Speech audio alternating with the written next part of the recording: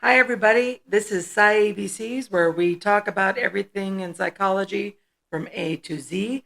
My name is Dr. Elizabeth Reyes-Fournier. And I am Dr. Paul Reyes-Fournier. Yes, we are the Reyes-Four twins. They're actually a married couple. We're not twins at all. So, in our last episode, we talked about the scientific method and the importance of the scientific method in the science of psychology. So we thought we would transition today into start getting into some applications of that science Yes. and Some specific things that you could actually just sink your teeth into. So we're going to talk about cognitive biases. Specifically, we're going to talk about our favorite cognitive bias. Mm-hmm. But first, we're going to tell you what a cognitive bias is. Yeah. Give you a brief introduction. We'll probably talk about a bunch of biases sometime later. Right. In probably next episode. In a different episode. We haven't decided yet. We're very willy-nilly about this. We had a subject going into this week and then changed our minds yesterday because I read a story and I was like, oh my gosh. So what is a cognitive bias? I want you to think of your brain as, and this is not an uncommon way of thinking of it. For example, AI is built on what we think the human brain works like. And when we talk about the human brain, we literally compare it to a computer model. Yes. Right? Yes. So it's really almost like this, what is defining what? Right. Kind of things. To the point where nowadays we're learning more about the human brain, right, from creating artificial neural networks than we have in years. Exactly. So the more we learn about AI and the way AI learns, we learn more about our own brains. Mm-hmm. So cognitive biases are, you're going to learn so many words today, are heuristics. What is a heuristic? A heuristic is a shortcut. Our brains, by and large, are always conserving energy.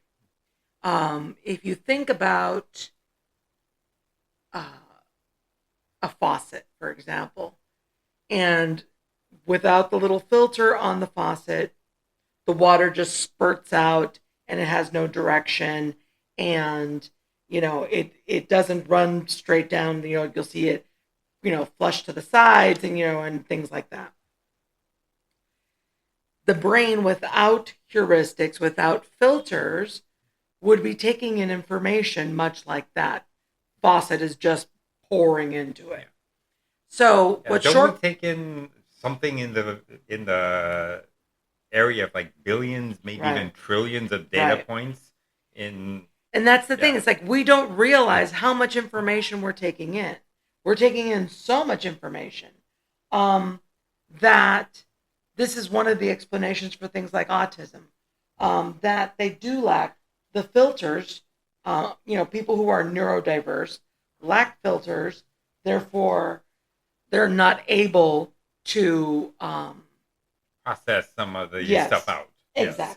Yes, that is one of the things that, one of the ideas, at least, of, behind autism. Explanations.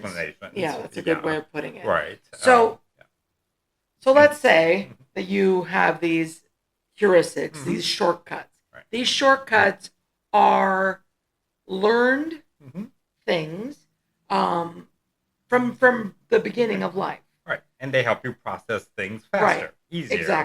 Exactly. So these biases that we have, it's as simple as like, which do you prefer, chocolate or vanilla? These biases help our lives, move faster, definitely conserves brain energy to be able. Like for me, the answer is almost always chocolate. Yeah. Yeah. Always chocolate. Yeah.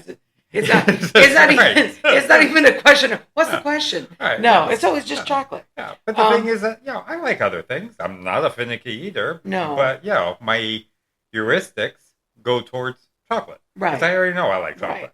So a cognitive bias is tends to be a system of patterns of thinking errors. Yeah. Now, we develop these heuristics without really going, without thinking about them, right? Like we're not actually saying, we're not running the pros and cons of having that heuristic. Right. So these patterns that we create make us focus on certain things and have us ignore other things. And yes, it's conserving energy, but at the same time, it also limits us. Yes. A cognitive error, by definition, will limit how you think. Right. So, an example of cognitive error. If you grow up in a household where, for any little thing, mommy and daddy, or mommy or daddy, or mommy and mommy and daddy or daddy, I don't... Yeah. Parental units, caregivers, as we say in the business, tended to get anxious about anything. Yeah. Oh my God, it's going to rain. Oh no, it's almost Friday and we have to pay that bill. Oh no, and it's like, and you learn that the way that you deal with any kind of stress is by demonstrating anxiety, worry. And you internalize that. So then it becomes this thing where, any kind of stress is addressed with the heuristic of, oh, I'm supposed to worry now. Right. That's a heuristic. Yes. Now, I mean, that's a cognitive error, because some stressors don't even make sense. Now, great example of this is when we were married. We've been married a very long time. And when I say very long time, I'm serious. It's going to be 37 years in a couple months. So when we were newly married, we had a lot of debt after some things happened, and some of them were layoffs. Yeah, we were both laid off within a week of each other. Yes, that was tough. Yeah, that was tough.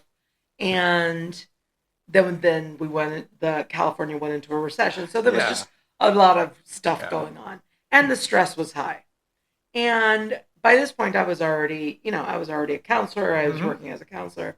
So I remember, okay, well, there's no money, and we are doing everything we can to make the money. I can't continue this level of stress, because I did grow up in one of those high-pressured houses where everything was about anxiety. Yeah.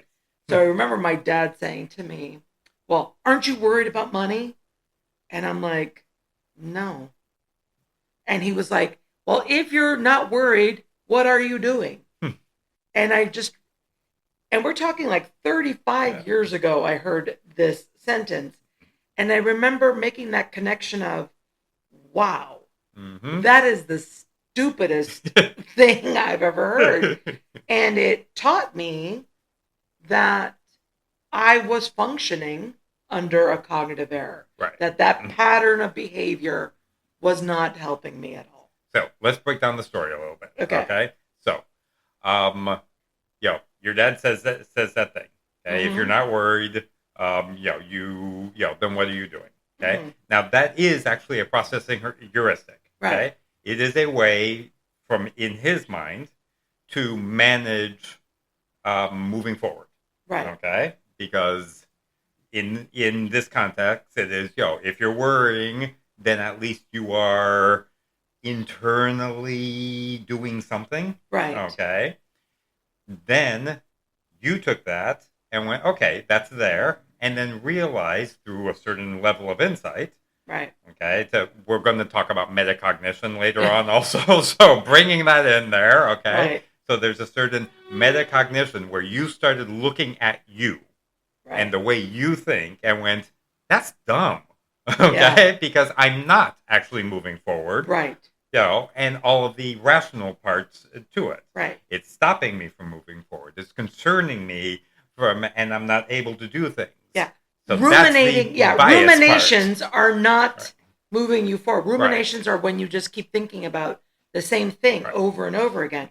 Ruminations, the word ruminations comes from ruminant, which is a type of animal, which is specifically like cows that have 4 stomachs. And since they have 4 stomachs, they don't process food the way that we do, where you basically eat the food and you have the enzymes and the digestive juices to break down your food, and then it processes.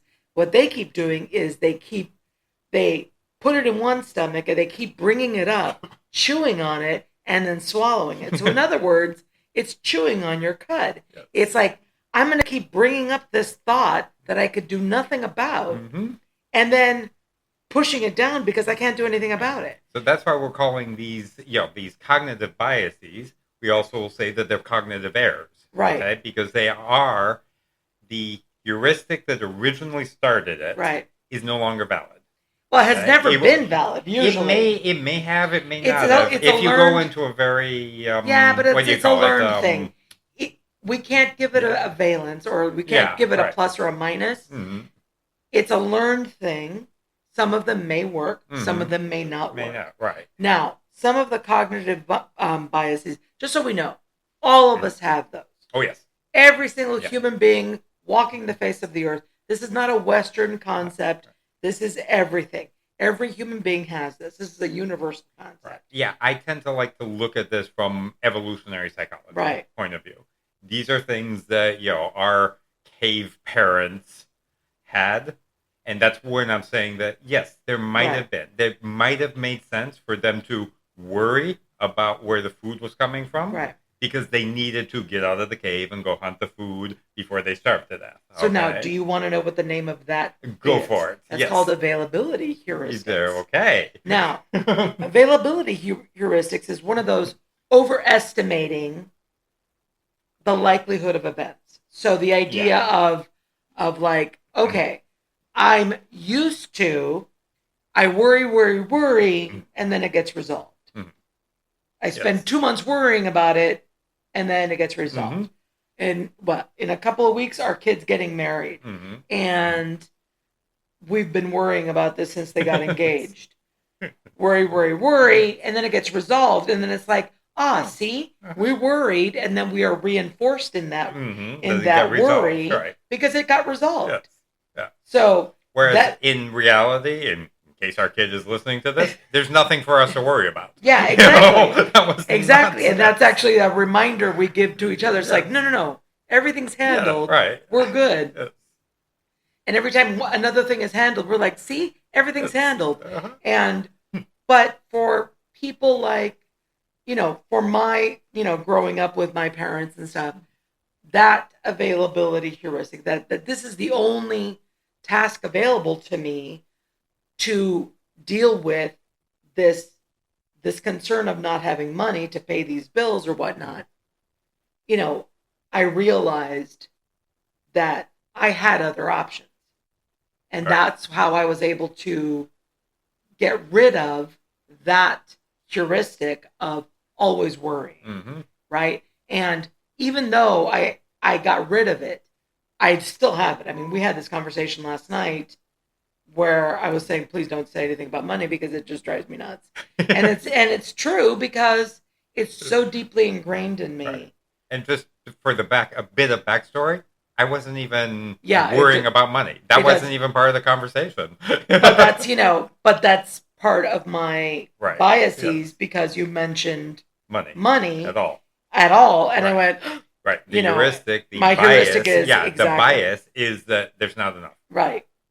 Right. And that was not the conversation, by the way. Right, that wasn't it. Yeah, so that's important. Another good one is specifically, off of the availability heuristics, is the self-serving bias. Is the idea that when we're going to have this wedding and then see everything works out, the self-serving bias is, see, because we worried for the last year, this is why this wedding turned out so perfectly. Because all this worry came to fruition, and look how perfect it is. And regardless of how much I worry, and I know this logically. See, that's the thing about cognitive biases. you're not really always conscious of them. Mm-hmm. But you tend to reinforce them by saying things like, see, it worked. Yeah. Some of the biases that we have are things like prejudice and things like that. That there are societal biases that you see around you. Things like people tend to hang around with like people. Yep. So in other words, if you see a group of people, they will usually be of the same, ethnicity or color or something like that. That's one of the biases we grow up with, because we do things like, oh, you're like me.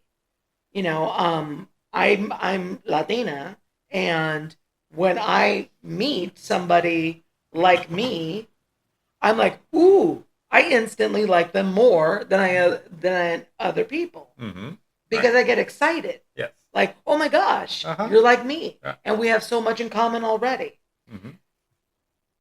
That is a limiting belief. There's an error in that, because yes, we might have a lot of things in common, but you and I might not share core beliefs and things like that would make us friends. And honestly, in our long marriage, we have seen that happen a few times.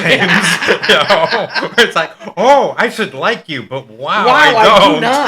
I do not like you. Really, no. We have so much in common, but good God. No. And that really does clash with that bias. Yeah, it does. And it's one of those things where you're like, you guys should get along, but you can't stand each other. Right. It's like, well, that's,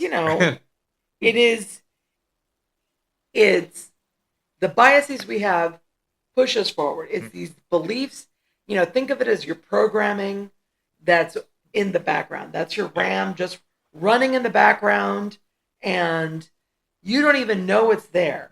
You don't know if you prefer, like, for example, if you're right-handed, you will tend to favor things that are on the right hand. Yeah. Okay. Right. So things like your eyes will shift to the right. That's a bias that you have that you don't even realize. So we'll talk about biases, cognitive biases, in a future episode, because there's a lot we can do. Many of We're going to talk neurology. We're going to talk all that. We'll do that in a future episode. We're going to look at one specific one. Right. We're going to talk about our favorite one. Yeah. But first we got to start with the story. Okay. I'm going to start with the story. Once upon a time. Because last week we talked about the scientific method. And a quick refresher. Scientific method, you start with the, looking at the world, then you see a problem, and you ask yourself a question, like, why is that happening? Right. Step one is that Step problem. Step one. Yep. What's the problem? And then the step two is, where's the question there? Yeah. It's like, why did that happen? How did that happen? What was that person thinking? Those kind of things. And then, you come up with a hypothesis, then you test the hypothesis, you come up with results, you have other people look at it. Did it work? Did it not work? It doesn't matter what the results were. That gets, published. And you have to be, remove all your biases from that, your personal beliefs from that. So we want to talk about a bias that is very well founded in the literature, in the science, and is just cool and explains so much of the stuff we see today. So, 1995. Let's set the scene, shall we? 1995. An individual named MacArthur Wheeler. He robbed 2 banks. Now, he didn't just rob 2 banks. He walked into the bank and, as described by the detectives, cheekily. I mean, that was actually in the detective, cheekily. And I'm like, that's not even a word, but I love it. Cheeky guy. Smiled at the camera, winks at the camera, finger guns at the camera, all this stuff, while he's robbing 2 banks in one day. Right? He gets arrested the same day. And when he's getting arrested, he's screaming, "But I wore the juice." And of course, you have to ask the question, what juice? What the hell are you talking about? So Mr. Wheeler was under the impression that if he put lemon juice on his face, he would be invisible to the camera because lemon juice is used as invisible ink. Yeah. That's a very common, like old, little kids do that. Yeah. They did that, like magic spy magic, that kind of stuff. The 1950s comic book kind of stuff. Yeah, exactly. So put lemon juice on it. Much like, this is not unlike people that do things like put little lines on their face nowadays for facial recognition. Mm-hmm.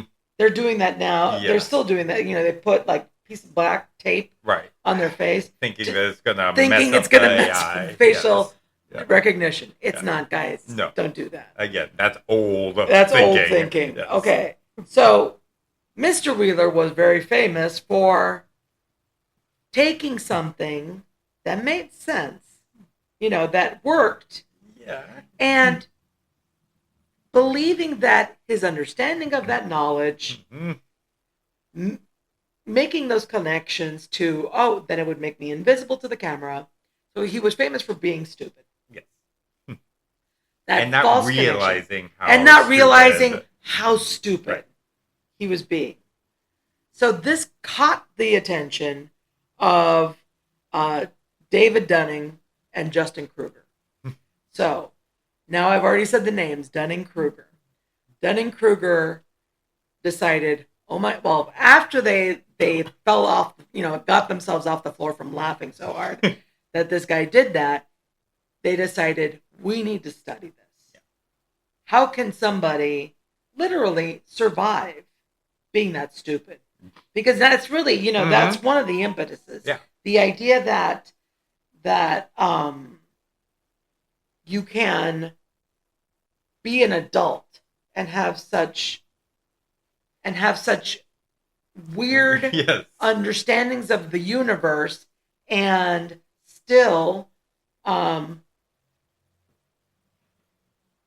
think that you understand the world. I mean, how do you make the leap from, hey, lemon juice is invisible ink to, hey, lemon juice is going to make me invisible. Yes. Like a vampire or something. And nobody else has ever caught this. And because I know things. I know things that other people do not. And now you're already getting the idea of why we want to talk about Dunning-Kruger, because obviously, let's talk about their stuff. Now, the Dunning-Kruger effect, Paul, you've read all the studies. Yes. You did the massive research. Okay, I didn't really read all the studies because actually there's a lot out there. Right. Dunning, the original article, the original work was done in 1999 where they collected most of their data. And by 2000, the early 2000, they were writing the paper. So 25 years is a good amount of time for replicability, but it's still relatively new. In the sciences, 25 years is, that's a relatively new concept. Right. Okay. Now, just real quick, replicability means that somebody can take what they did and replicate it and get similar results. Now, in science, that's considered gold standard stuff. Right. Yes. When people say, and I'm just going to make this point because we're still driving the point about science here. When people say things like, well, there's no evidence that this works, and there's no evidence. Yeah, there is. And we're not talking about here psychology. We're talking about like vaccines and things like that. It's like, how vaccines work? Well, you don't see people in iron lungs anymore. I mean, that kind of thing. You can go to a cemetery and look back and see all the little crib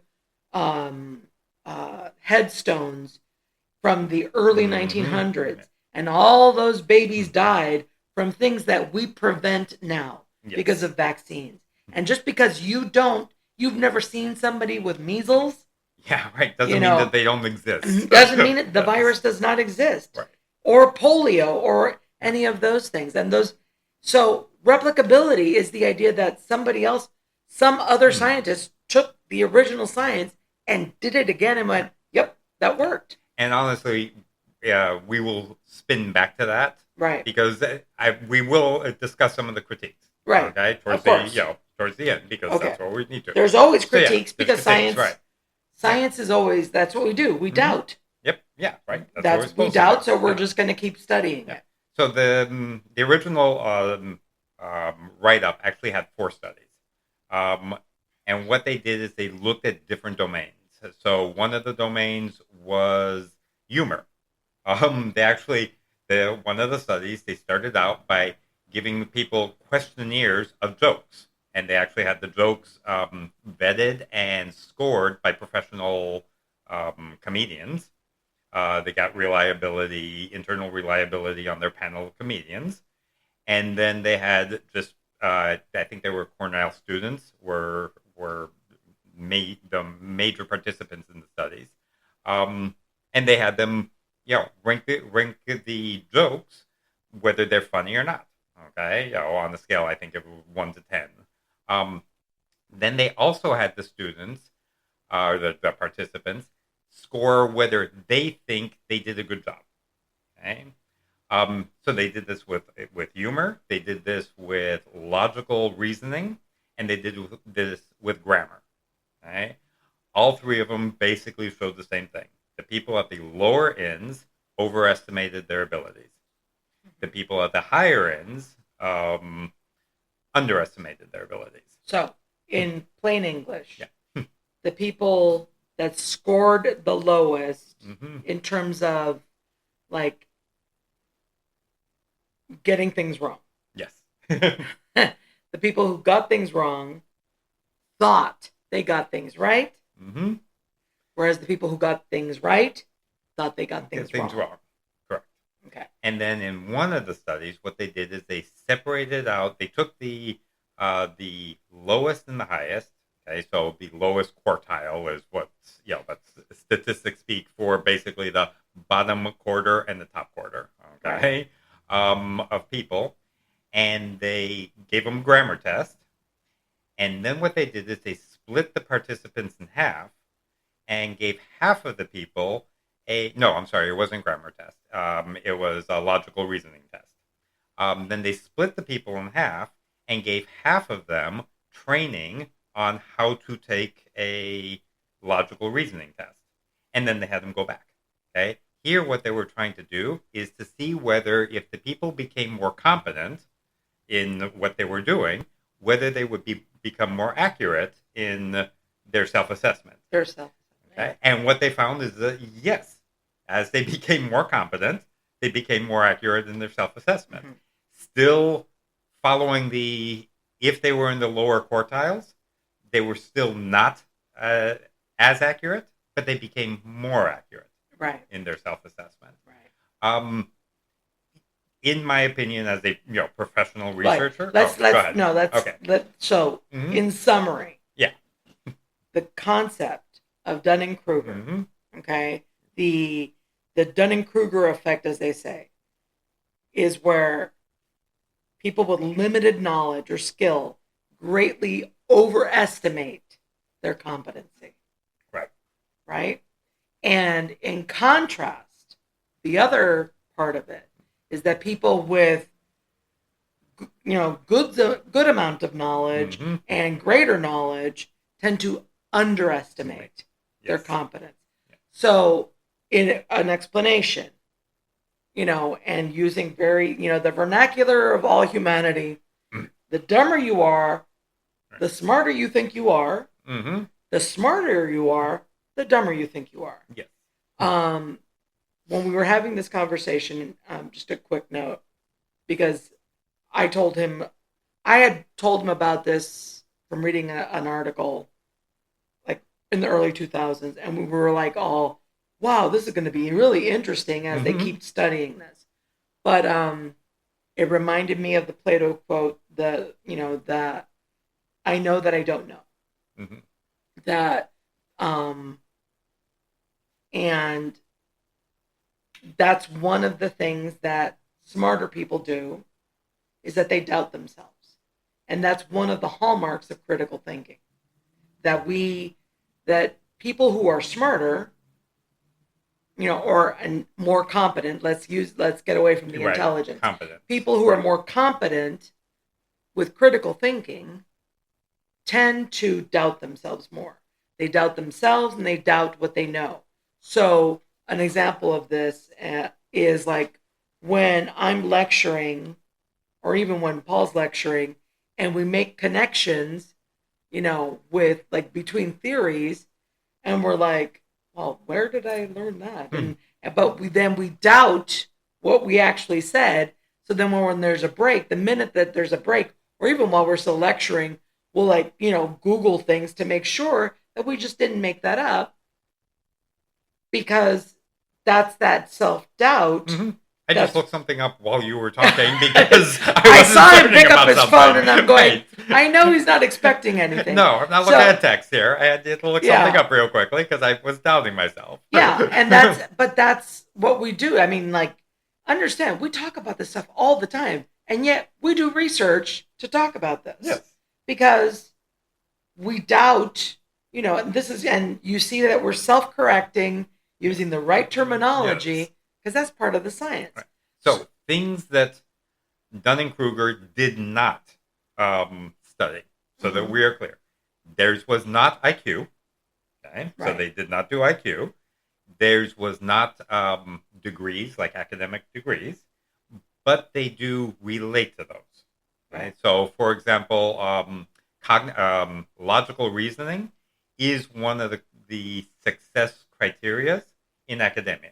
Right. Okay. And they specifically chose it because it is something that academics, if they have good logical reasoning, tend to stay within academia. Right. Okay. They tend to excel. They become they become better at their competencies. Right. Okay. So we're going to keep going back to those competencies. So I'm going to put this in English for everybody. I'm not very good at that. Yeah. No, it's just that, I try to break this down. Paul and I both teach undergraduate and graduate school students. So with my undergraduate students, I stress to them that, especially because they're learning psychology, that we're not teaching you skills in psychology. Mm-hmm. We're teaching you how to think. And when I say I'm teaching you how to think, I'm not indoctrinating you. I'm teaching you to think like a scientist and question things. Yeah. It's not what to think. It's how to think. It's how to think. So the joke that we have is, how many times a day do we write the words, cite your sources? Mm-hmm. It is so citations are such a big deal because that's science. Science is founded on science. We stand on the shoulders of giants. That's everything about what we do is science. So when you say things like, everybody knows depression's really bad, really? Yep. Everybody knows this? Yes. That is a very bold statement. Uh-huh. Cite your sources. So when we do that and we train you to get into the habit of not making these bold, generalized, universal statements without evidence, we're literally training you to be critical thinkers. Yes. And when people say things like, that academia, that college, universities are training and indoctrinating people, that's not true. Yeah. What we're doing is we're teaching you how to think. Yeah. I mean, the indoctrination is to be a critical thinker. To be a critical thinker. I'm good with that. I'm great with that. I'm good with that. The more critical thinkers we have out there, the less likely we are going to have people falling for misinformation, conspiracy theories, and things like that. And unfortunately, the more we demonize, academia, the more that we separate people from something good in their life. Because, at the end of the day, one of the things that keeps you youngest is you continue to learn. Yes. If you say to yourself, well, learning is a bad thing because that makes you a bad person and an elite person and whatever the hell they say. Lifelong learning is one of those things that keeps you young. Yep. Yeah. You know, learn something every day. This is why people who read, people who study, people who go to museums, people who do things like that, literally live longer. I mean, doesn't it even help maintain some of the Absolutely. neuroplasticity? The neuroplasticity in your brain. Right. It stops the shrinking of your frontal lobe. Yeah. All of these things have been shown with lifelong learning. Yeah. So this is a big deal, you know. And I know that I'm straying from Dunning-Kruger, but when it comes to competency, this isn't about being intelligent. No. In fact, intelligence isn't something. I mean, when we talk about intelligence, people think of it as like, well, that's my number. Mm-hmm. You know, intelligence is more like a weight. Right. Like I could actually, you know, put on, you know, more intelligence because I teach myself how to think. Yeah. And if I teach myself how to think critically, I could actually make more connections, and therefore I would score higher on an IQ test. Yes. Yeah. Yeah. Now, I don't want anybody going out there thinking that they're going to, you know, add a quick 50 points to their IQ. No. You know, reading a book. That's not going to happen. Yes. But you will think faster.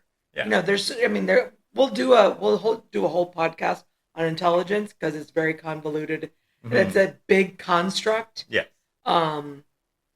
But like we mentioned last year, a construct is an idea that we try to define and measure. Mm-hmm. So in this case with Dunning-Kruger, they're just looking at, you know, lack of competency. You overestimate how much you know. Mm-hmm. So the people that know the least are going to be the ones who think they know the most. Right. So when we say things like, why is that person talking about this subject or that subject when they have no expertise in this? Right.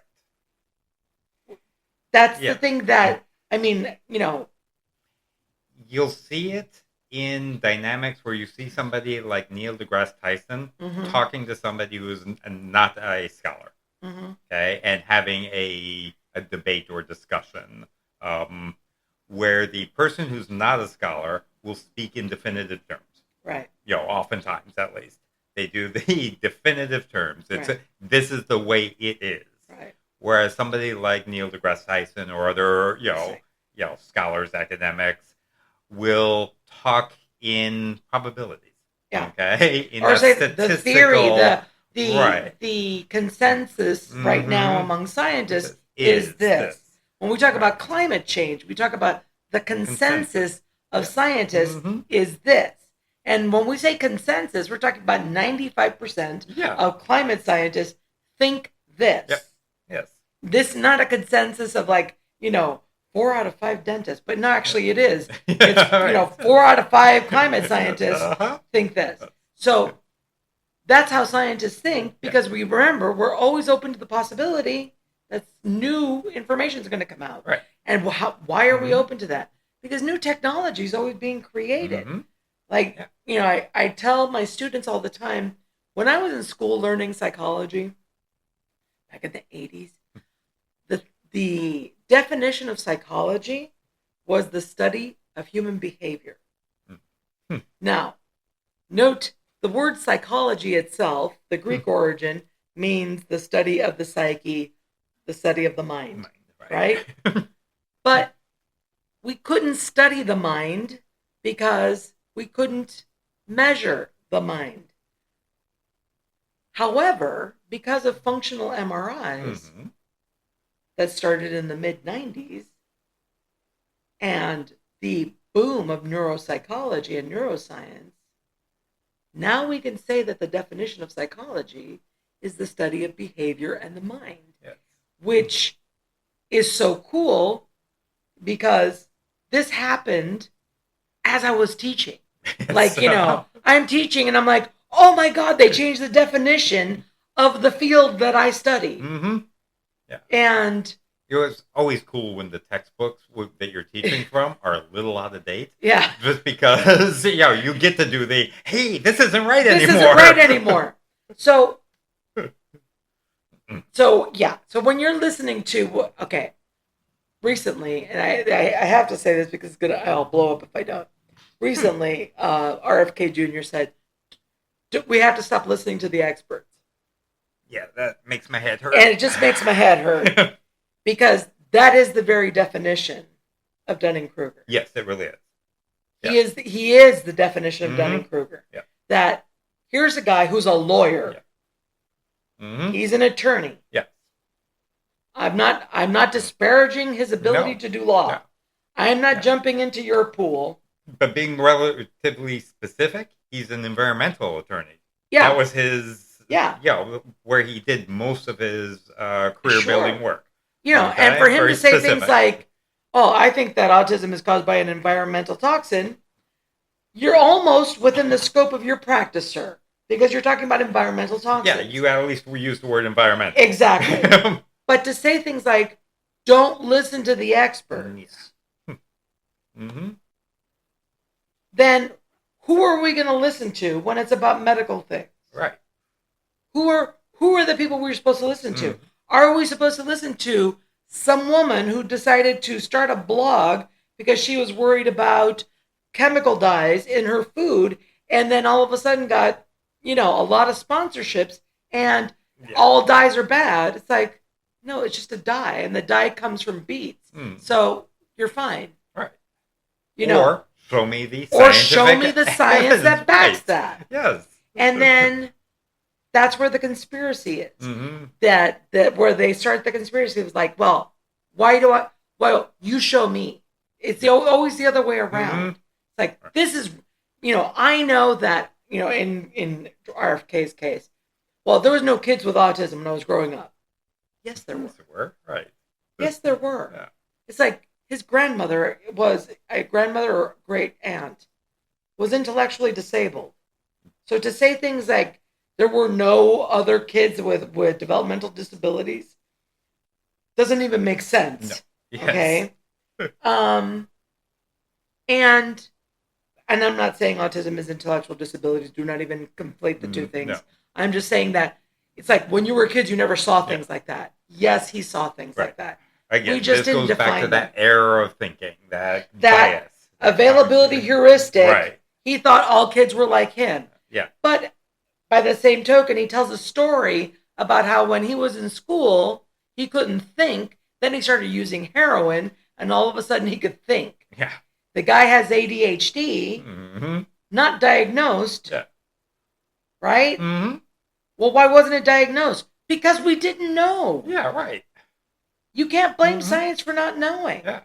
You're going from, if you go by the timeline of science, right? Especially psychology. Psychology started in 1878. Yeah, right. It has not been around that long. It hasn't been around that long. If you compare it to physics. Yeah, exactly. Physics, thousands of years. Yes. Psychology, we're a baby.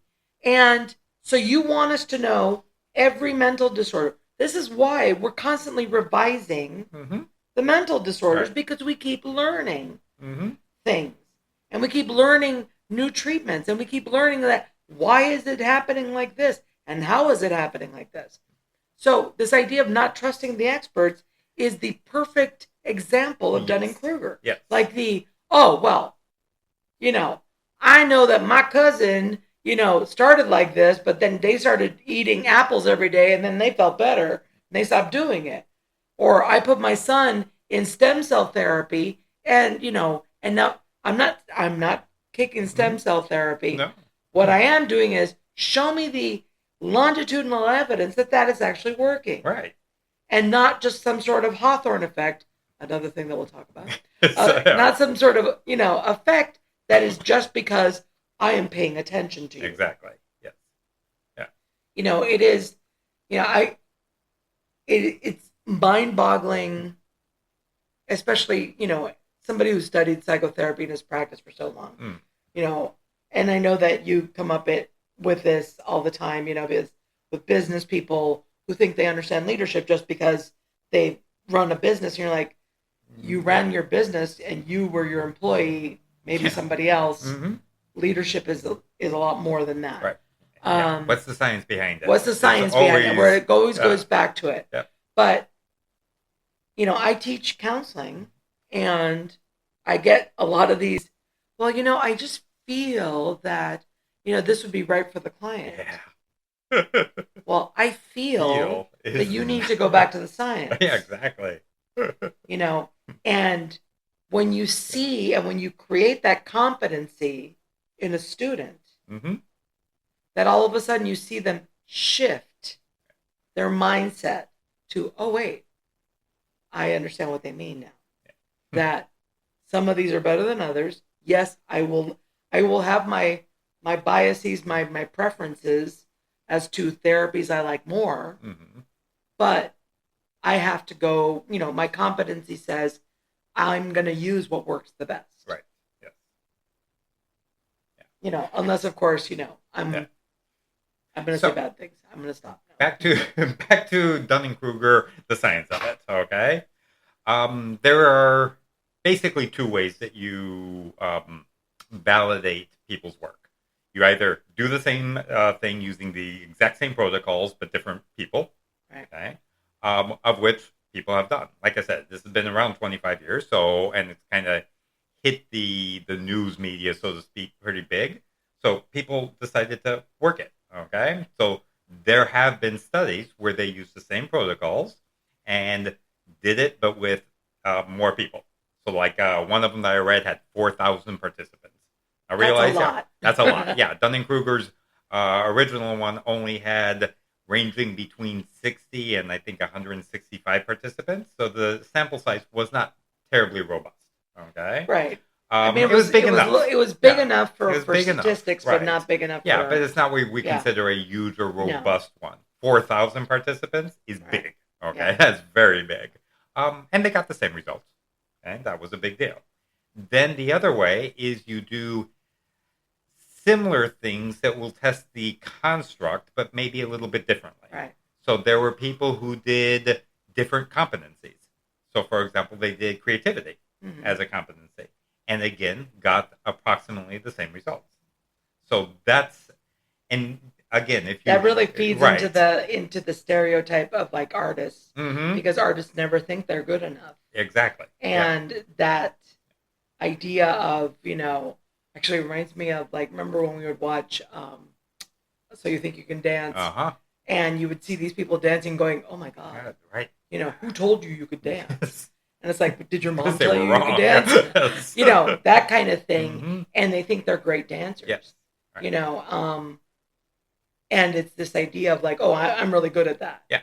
Right. And then you'd have the really amazing ones who were getting positive feedback and breaking down. Yeah. Because they didn't necessarily believe it. Right. Yeah. Right. So, yep. It is a weird, you have to believe in yourself enough to put yourself out there. Right. But the better you are, the more likely you are to work harder to be better. Yes. Because you don't think you're good enough. Yeah. And then the opposite is true on the other side. So should we talk about some of the critiques? Yeah, of course. Okay. Of course. So the major critique in, I think it was 2000, there was an article in the Frontiers in Psychology where they broke down the mathematics of the Dunning-Kruger and found that that maybe some of the results were simply an artifact of the statistics. Okay, so it was strictly mathematical and not actually a psychological effect.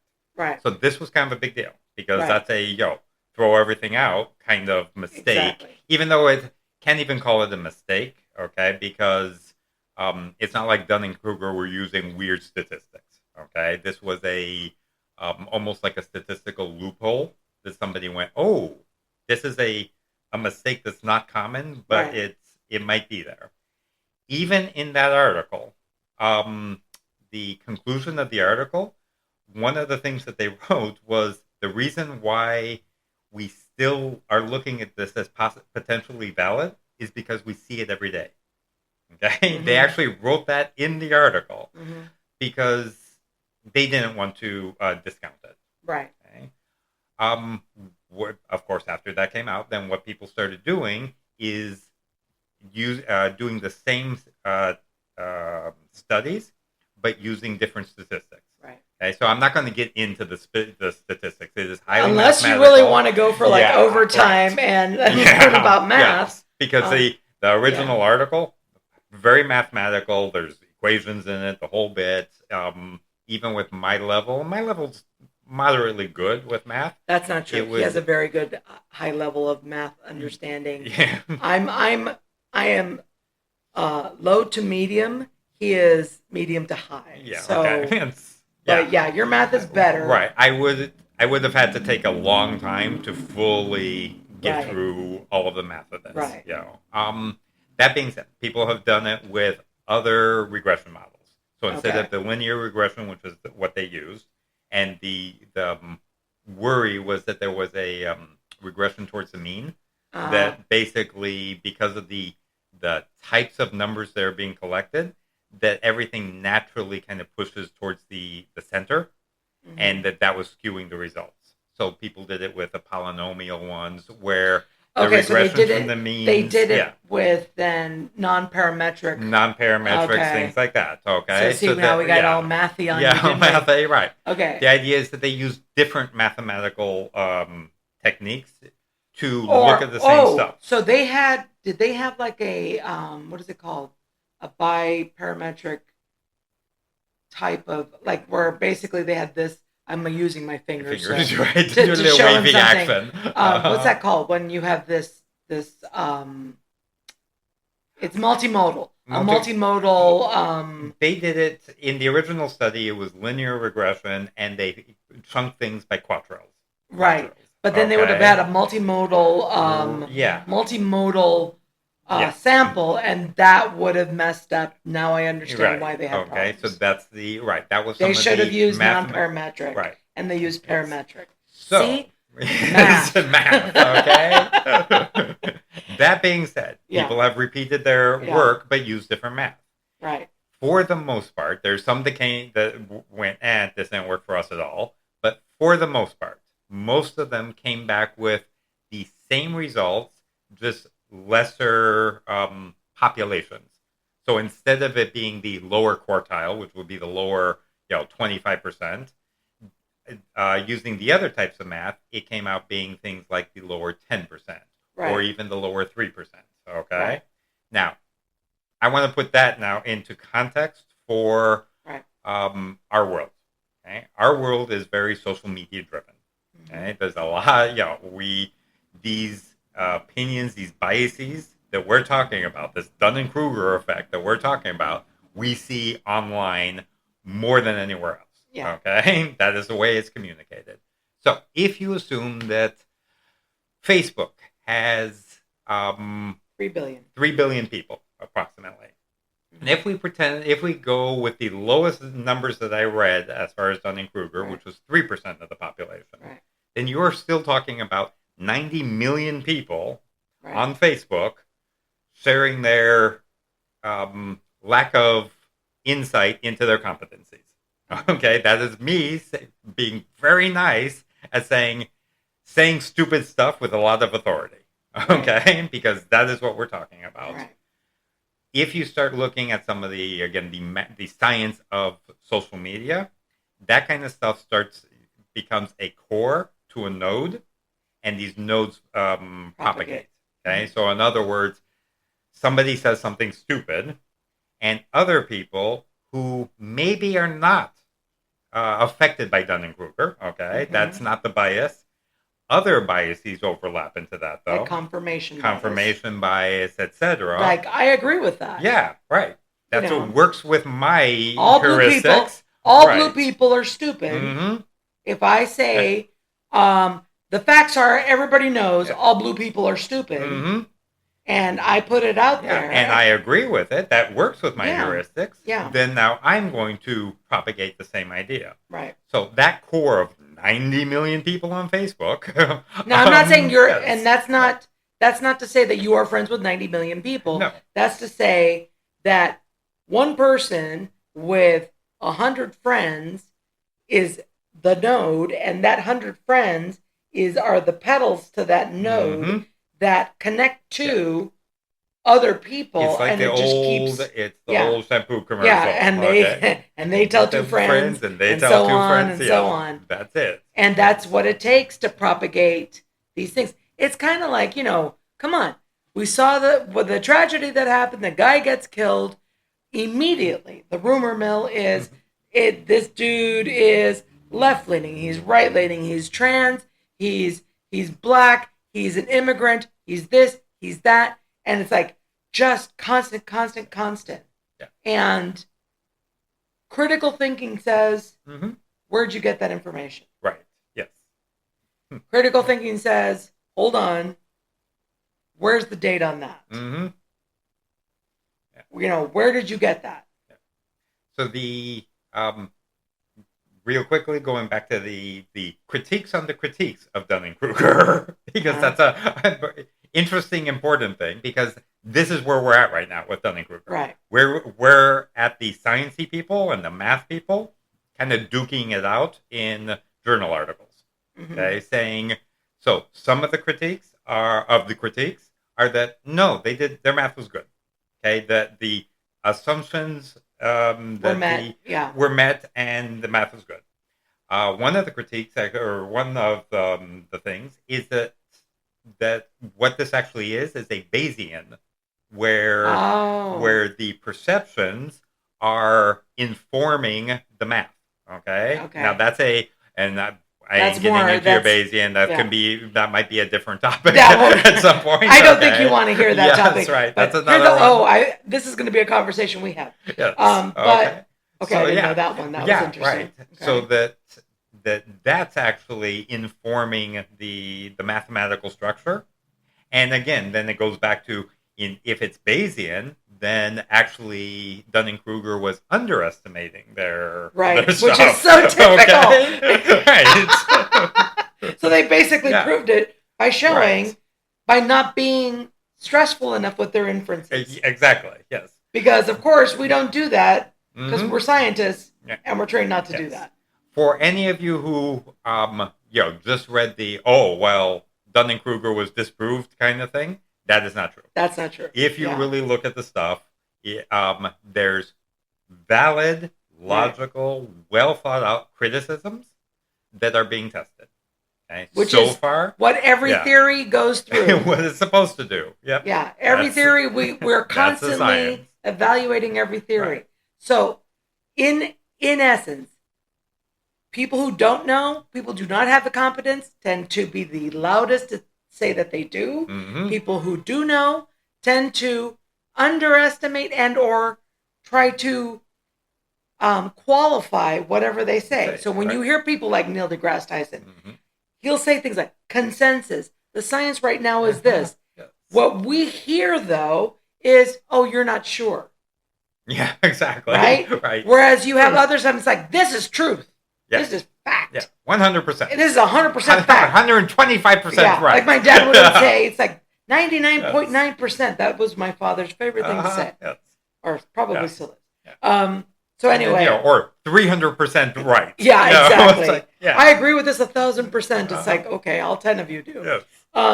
So this has been another riling discussion with you, and I love talking to you, and we'll continue talking about this, and I think you and I are going to have to discuss this Bayesian stuff. Oh, yeah. Next week, we're probably going to tackle some biases. Sounds good. We'll start dealing with some theories. And if you have any other questions, please check up on PsyABC's, where you're going to get your psych definitions, psych explanations. If you are a mental health counselor, social worker, nurse practitioner, you could probably even get CEUs.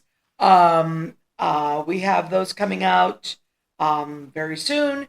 So it has been a pleasure. Thank you, Paul, for being my wonderful co-host.